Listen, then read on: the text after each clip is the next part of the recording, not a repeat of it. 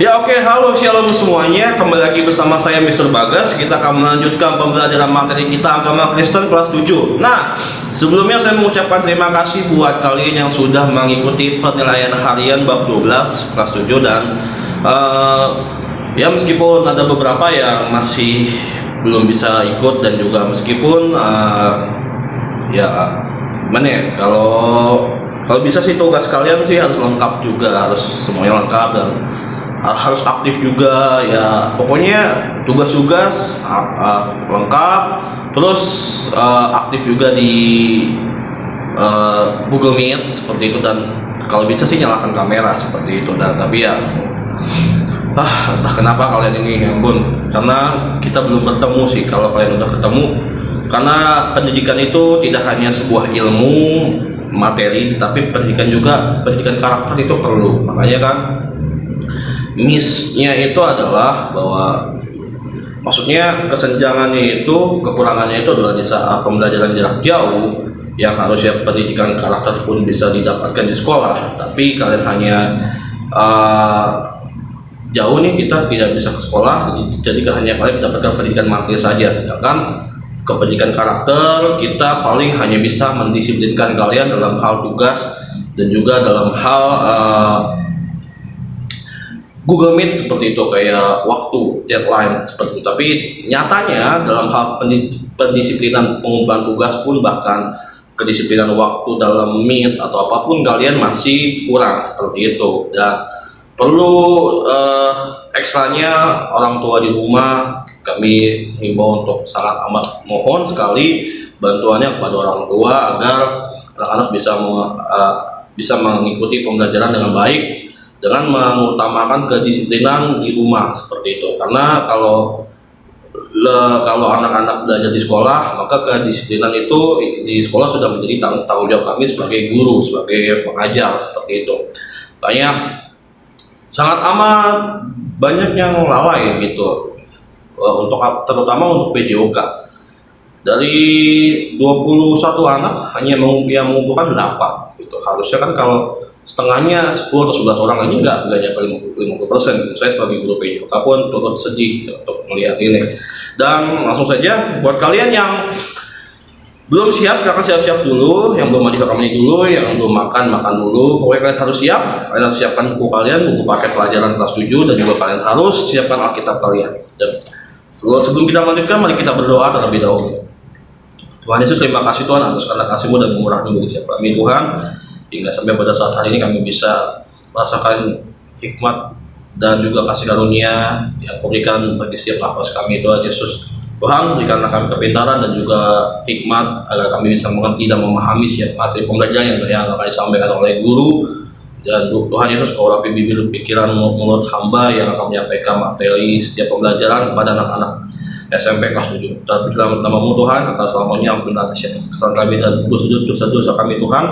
Kami berdoa di dalam nama Tuhan Yesus, haleluya, amin. Oke, langsung saja kalian buka di buku kalian di halaman 98 di sini dengan judul Sekolah dan Keluarga sebagai Tempat Melatih Disiplin. Nah, seperti itu. Jadi yang sudah saya kasih pembuka di awal, yang harusnya kalian mendapatkan kedisiplinan dari sekolah. Kedisiplinannya itu banyak banget yang didapat dari sekolah, dimulai dari seragam, ketepatan waktu dalam belajar, masuk kelas, dan hal yang lain-lain sebagai pengumpulan tugas dan yang lain-lain. Tetapi nyatanya karena pembelajaran jarak jauh, maka kami pun sangat amat kurang dalam hal pengambilan peran di sekolah gitu, karena kan dikembalikan ke rumah masing-masing, ke orang tua masing-masing, karena pembelajaran jarak jauh, pembelajaran PJJ, pembelajaran jarak jauh seperti itu. Nah, tapi oke, harus disiplin. Pokoknya dalam hal kami dalam sekolah mengharapkan kedisiplinan kalian dalam hal waktu dan tugas. Dimulai dari, pokoknya harusnya dimulai dari waktu kalian pertama belajar, tapi nyatanya saya tegaskan lagi di bab 13 nih. Sekolah dan keluarga sebagai tempat melatih disiplin. Nah, di sini ada ayat Alkitabnya, mari kalian buka Alkitab kalian, kita baca bareng-bareng di Yosua 24 ayat 14 sampai 28. Nah, bagilah firman Tuhan, kalian simak baik-baik kalau kita baca bareng-bareng. Oleh sebab itu takutlah akan Tuhan dan beribadahlah kepadanya dengan tulus, ikhlas dan setia. Jauhkanlah Allah yang kepadanya nenek moyangmu telah beribadah di seberang sungai Efrat dan di Mesir, dan beribadahlah kepada Tuhan. Ayat 15. Tapi jika kamu anggap tidak baik untuk beribadah kepada Tuhan, pilihlah pada hari ini kepada siapa kamu akan beribadah. Allah yang kepadanya nenek moyangmu beribadah di seberang sungai Efrat, atau Allah orang Amori yang negerinya kamu diami ini. Tetapi aku dari sisi rumahku kami akan beribadah kepada Tuhan.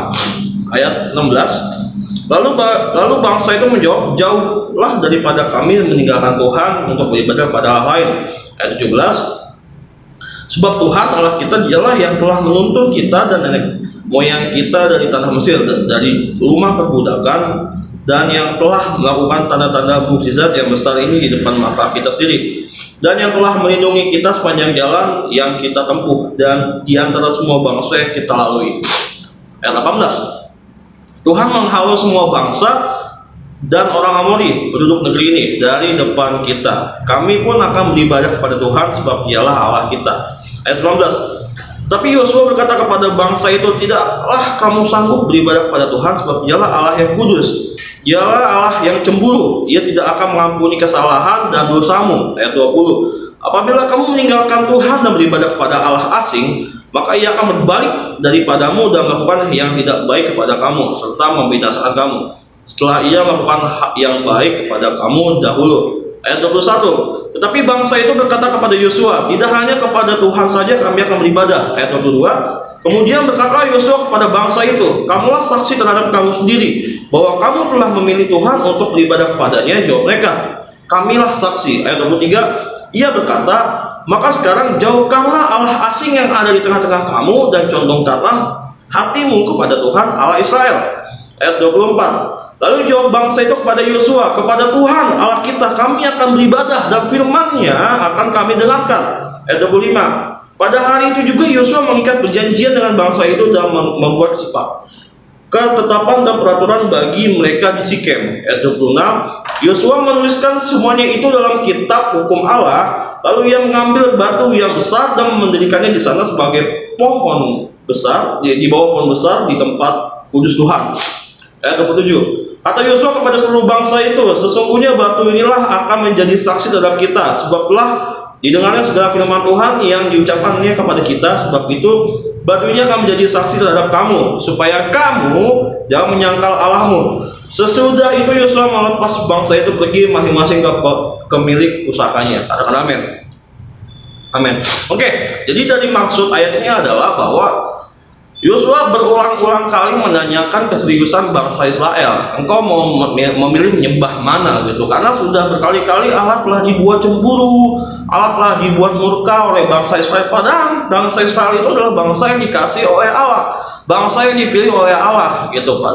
Dari awal mula dilepaskannya bangsa Israel dari tangan Mesir sehingga dituntun menuju ke tanah perjanjian, itu banyak sekali bangsa Israel telah mendukakan, telah melukai hati Tuhan dengan beribadah kepada Allah lain. Nah, makanya dibuatlah perjanjian ini untuk penetapan hati supaya mendisiplinkan bangsa Israel supaya tetap menyembah kepada Allah gitu. Ya, jadi Yosua membuat pilihan kepada bangsa Israel. Kalian mau pilih yang mana nih? Mau tetap menyembah Allah yang hidup atau menyembah Tuhannya orang Amori, Tuhannya orang Sikem gitu, pokoknya Tuhannya siapa gitu, menyembah patung apa gitu, bebas gitu. Tapi bangsa Israel sekali lagi menegaskan kami tetap menyembah pada Allah Israel yang hidup, Tuhan Allah Israel yang hidup. Lalu Yosua menanyakan kembali kayak gitu supaya melihat kesungguhan hati bangsa Israel ini, sehingga akhirnya Yosua menetapkan bahwa kalianlah yang menjadi saksi bagi diri kalian sendiri gitu. Dan lalu Yosua membuat tanda batu yang besar di bawah pohon gitu. Jadi inilah tanda bahwa kalian telah membuat janji bahwa hanya menyembah kepada Allah yang hidup, seperti itu. Nah, tetapi ya kalau yang ingkar sendiri masing-masing ya dapat hukuman. Nah, pendisiplinan ini pun perlu penting dari bangsa Israel ini pun, karena supaya menyembahnya itu hanya kepada Allah saja, Allah yang hidup gitu. Pendisiplinan gitu, maka perlu ada namanya konsekuensi, perlu ada namanya perjanjian supaya bisa melihat nih kadarnya bahwa kedisiplinan ini berarti kalau kita lalai, kalau kita langgar pasti ada sanksi yang harus diterima seperti itu. Nah, makanya di sekolah, di rumah adanya pendisiplinan, yaitu contohnya gini, misalkan kalau kamu bangun tidur, bangun pagi gitu, kalau kamu bangun siang, konsekuensinya nanti kamu nggak dapat uang jajan, seperti itu contohnya. Terus kalau kamu harusnya orang tua lebih tegas di rumah, kalau kamu tidak mengumpulkan tugas hari ini, maka kamu tidak akan dikasih pinjam handphone oleh mama atau papa, atau enggak handphone akan disita gitu. Jadi kamu belajar lewat laptop gitu. Jadi perlu juga pembatasan. Saya juga mendengar dari beberapa orang tua, pembatasan penggunaan handphone bagi anak itu bagus gitu. Jadi anak dikasih pinjam handphone jam berapa sampai jam berapa untuk tugas sekolah, untuk sekolah belajar, tapi setelah lewat jamnya nanti handphonenya diambil lagi, selesai gitu. Kalau nggak handphonenya mati, seperti itu bagus gitu. Jadi sudah beberapa orang tua yang sudah menerapkan kedisiplinan bagi kalian seperti itu. Nah, tetapi tapi pada akhirnya juga pun masih banyak anak-anak di kelas 7 yang ini di pelajaran saya ya, itu 50% lebih yang lalai dalam mengumpulkan tugas. Saya pun sedih dan kecewa, tetapi saya sangat bersyukur dan terima kasih untuk anak yang tetap taat dan patuh kayak gitu. Untuk anak yang belum taat dan belum patuh, ayo sekalian berubah. Saya tetap menantikan perubahan kalian dan saya tetap berdoa buat kalian. Nah, di sini ya, di ayat 99 ini ada sebuah cerita. Kalian harus simak baik-baik ya. Nah, ceritanya begini. Seorang eksekutif muda sedang beristirahat siang di sebuah kafe terbuka sambil sibuk mengetik di laptopnya. Saat itu seorang gadis kecil yang membawa beberapa tangkai bunga menghampirinya. "Om, beli bunga om," gitu. "Tidak, Di, saya tidak butuh," ujar eksekutif muda itu tetap sibuk dengan laptopnya. Gitu. "Satu aja om, kan bunganya dapat untuk kekasih atau istri om," rayu si gadis kecil. Setengah kesal dengan nada tinggi karena merasa terganggu keasikannya, si pemuda berkata, "Adik kecil tidak melihat om sedang sibuk. Kapan-kapan ya, kalau om butuh, om akan beli bunga dari kamu." Mendengar ucapan si pemuda, gadis kecil itu pun kemudian beralih ke orang-orang yang lalu lalang di sekitar kafe itu. Setelah menyelesaikan istirahat siangnya, si pemuda segera beranjak dari kafe itu. Saat berjalan keluar, ia berjumpa lagi dengan si gadis kecil penjual bunga yang kembali mendekatinya. "Sudah selesai kerja om, sekarang beli bunga ini dong om, murah kok satu tangkainya," gitu. Bercampur antara jengkel dan kasihan, si pemuda mengeluarkan sejumlah uang dari sakunya. "Ini uang 2.000 rupiah buat kamu. Om tidak mau bunganya, anggap saja ini sedekah untuk kamu," ujar si pemuda sambil mengasungkan uangnya kepada si gadis kecil. Uang itu diambilnya, tetapi bukan untuk disimpan ya oleh anak kecil tadi ya, tapi nggak disimpan anak kecil ini, melainkan dia bikin kepada pengemis tua yang kebetulan lewat tadi di sekitar sana lewat. Pemuda itu keheranan dan sedikit tersinggung. "Kenapa uang tadi tidak kamu ambil, malah kamu berikan kepada pengemis?" Dengan keluguannya si gadis kecil menjawab, "Maaf om, saya sudah berjanji dengan ibu saya bahwa saya harus menjual bunga-bunga ini dan bukan mendapatkan uang dari meminta-minta. Ibu saya selalu berpesan walaupun tidak punya uang, kita tidak boleh menjadi pengemis," gitu. Pemuda itu tertegun betapa ia mendapatkan pelajaran yang sangat berharga dari seorang anak kecil bahwa kerja adalah sebuah kehormatan. Ini perlu kalian garis bawahi. Kerja adalah sebuah kehormatan. Benar, status apapun itu yang kalian kerjakan, itu besar kecil yang kalian lakukan, itu adalah sebuah kehormatan gitu. Apalagi jika kalau 1 ayat 23, apapun yang kalian lakukan itu untuk mulia nama Tuhan. Itu keren banget. Nah, meski hasilnya tidak seberapa, tetapi keringat yang menetes dari hasil kerja keras adalah sebuah kebanggaan. Jadi kalian pernah nggak sih mendapatkan sesuatu atau mendapatkan barang apapun, membeli atau apapun, tapi dari hasil keringat kalian sendiri dan dari hasil perjuangan kalian sendiri, itu betapa sangat nikmat syukurnya kalian jaga baik-baik, karena itu perlu kalian beli sendiri. Contohnya saya waktu itu saya beli handphone dengan hasil saya nabung sendiri, saya jaga, saya rawat, saya tabung uang itu dengan sekian lama, kira saya bisa membeli handphone itu, saya jaga, saya rawat. Itu betapa senangnya. Dan ketika itu handphone rusak, itu betapa sedihnya, karena kita merasakan kehilangan banget, karena kita sudah bersusah payah untuk mendapatkan barang tersebut. Ini nih, kerja keras adalah sebuah kebanggaan.